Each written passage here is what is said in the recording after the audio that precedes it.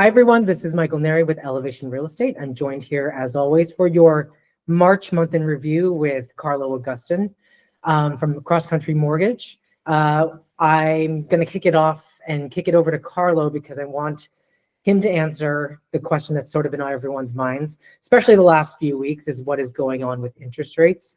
So Karlo, go ahead and take it away. Yeah, sounds good. The big picture story here is that rates are improving. So I apologize for that. But yeah, rates are improving. If we take a look at the 10-year Treasury, which is a good indicator of what mortgage rates are going to do, we started the year off at about 4.8 on that scale. Continued to improve. So if you just watch my hand, let's just say this is 4.8. We are improving. Going down means rates are improving. And then April hits and we get tariff news, right? And they shoot up to about 4.5. And now in this last month, we're starting to see rates start to improve and the 10-year Treasury lower. And we're right about at 4.2 today. So, a good sign there. Rates are still have a ways to go to kind of the more recent lows, which we saw back in September of last year, where the 10-year Treasury was reading about 3.8. I want to say that rates are improving. I want to say they will continue to improve. And we just have to keep watching the news. Everything seems to be so connected to the headlines these days. We're getting a bunch of data and a bunch of reports week after week. This week, for example, we got JOLTS. Today, the job openings and labor turnover report, which is a good indicator of, kind of the possibility of finding new work in the market for people who are looking for work. Later on this week, I think tomorrow, we're going to get the ADP report. We're going to get Q1 GDP. We're going to get the PCE report, which measures inflation. And we're also going to get the BLS jobs report. So all of these reports reflect an opportunity for interest rates to continue to improve. And if we get good news on all four of those reports, we may be in for some continued improvement on rates, like we've been hoping for now. So we just have to keep an eye on it because, as you know, things can swing the other way completely. And I'll keep you posted. But yeah, I think overall rates are improving. Got it. Okay. I think the data also reflects that. So I'm going to share my screen. So this is going to reflect March numbers. And so we will have April in a couple days.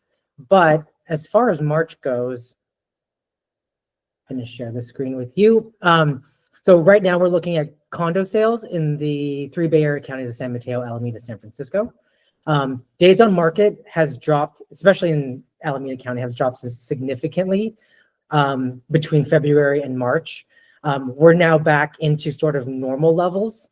As of April 1st, we're back into normal levels in how long condos are sitting on the market. Sales price stayed relatively flat. So that between the 3 Bay Area counties. So what that tells me is that the buyers are back out there for condos. Those who can, handle the interest rates at where they are when they go into contract, they are looking, they're looking to strike while the iron's hot for them.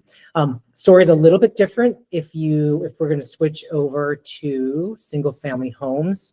So in the single family home market, even with rates sort of all over the place, they did improve in March, but the data shows that average sales price in these 3 Bay Area counties increased pretty significantly, especially in San Francisco. They're up 9%, over 9%. In San Francisco, days on market dropped significantly for single family homes. Again, single family homes are a little bit of a different story because they are more in demand than condominiums. And so you see that reflected here with a massive drop over the last 2 months in how long single family homes are staying on the market. With sort of the fluctuations in the market, we'll call them, in April, it's going to be interesting to see when the numbers come out in 2 days, what happened in April, because there were such I'll just put it this way, depending on the news that you're looking at, whatever was going on in the news definitely had an effect on what's happening in the housing market. And Yeah. in April, I think, Karlo, obviously you can attest to this as well because you're on the front lines with me.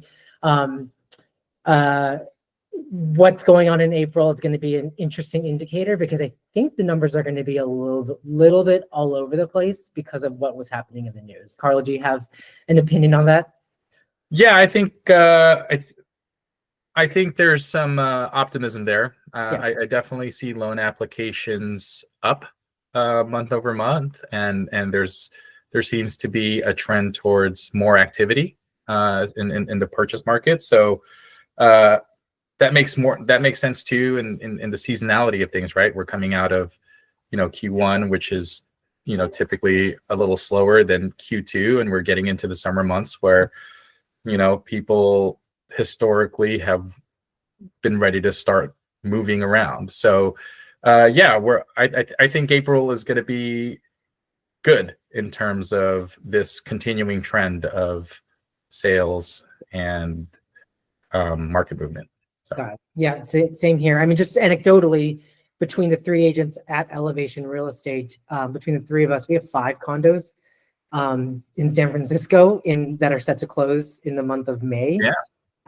We have 2 single-family homes that hit the market for sale last weekend, one in Oakland, one in San Francisco. So I think we're looking good for summer. So again, as always, if you are curious about what's going on in the market, reach out to Karlo or myself. I'll put our link. I will link our info in the description for this for the video. But if anyone has any questions, always our doors are open. So feel free to reach out to either of us, and we can give you an update on what's going on. Sounds good. All right. We'll see you next month, everyone. Thank you.